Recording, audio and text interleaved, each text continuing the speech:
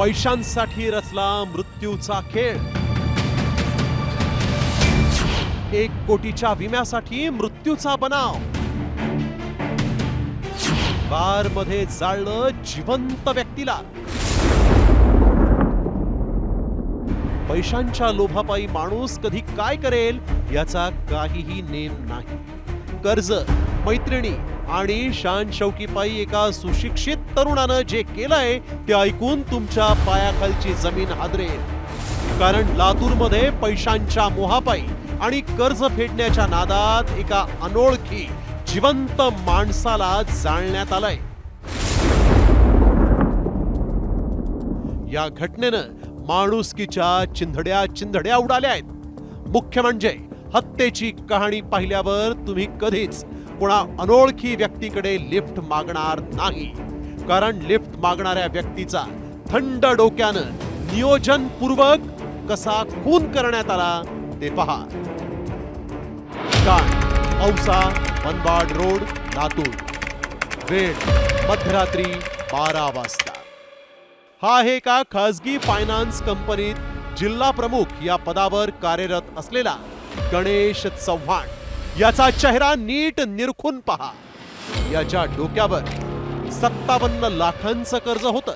हे कर्ज फेडण्यासाठी त्याच्या डोक्यात 1 कोटींच्या विम्याची रक्कम हडपण्याचा प्लॅन तयार झाला। त्यासाठी त्यानं स्वतःच्याच अपघाती मृत्यूचा बनाव रचला।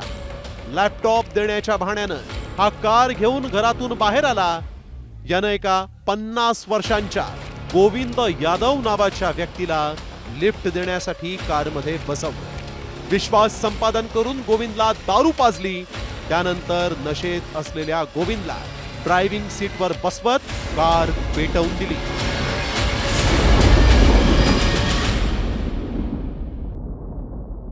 जो स्वतःचा 1 कोटीचा जो टर्म इन्शुरन्स काढला होता, तर त्या टर्म इन्शुरन्सचे पैसे मिळवण्यासाठी त्यांनी त्याला स्वतःला मारलं, स्वतःचा त्याचा मृत्यू झाल्याचा बनाव त्या ठिकाणी करून ते पैसे मिळवण्याचा त्याचा प्रयत्न होता।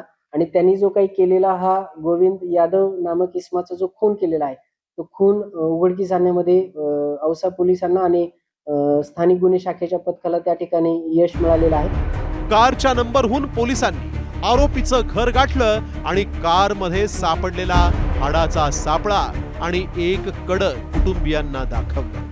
चव्हाण कुटुंबियांनी ते कड गणेशचंच असल्याचं सांगितलं आणि यानंतर सुरू झाला तो पोलिसांचा सखोल तपास। पोलीस तपासात आरोपीकडे 2 मोबाईल नंबर असल्याचं उघड झालं। तेव्हा गणेशचे दोन्ही फोन बंद असल्यानं तो शेवटी कोणाशी सर्वात जास्त बोलत होता याचा सखोल तपास केला असता त्याची एक मैत्रीण असल्याचंही समोर आलं। परंतु मृत्यू झाल्यानंतरही तो 3ऱ्या सिम कार्डचा वापर करून आपल्या या जुन्या मैत्रिणीशी नव्यानं चॅटिंग करत असल्याचं पोलिसांच्या निदर्शनास आलं। आणि मग लातूर कोल्हापूर मार्गे सिंधुदुर्गातील विजयदुर्गात पलायन केलेल्या या आरोपीच्या पोलिसांनी मुसक्या आवळल्या।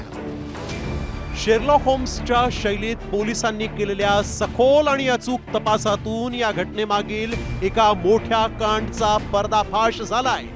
निष्पापाला जिवे मारून स्वतःची सुटका करून घेणाऱ्या या आरोपीला त्याच्या मैत्रिणीमुळेच आयुष्यभर तुरुंगात खडी फोडावी लागणार एवढं मात्र निश्चित।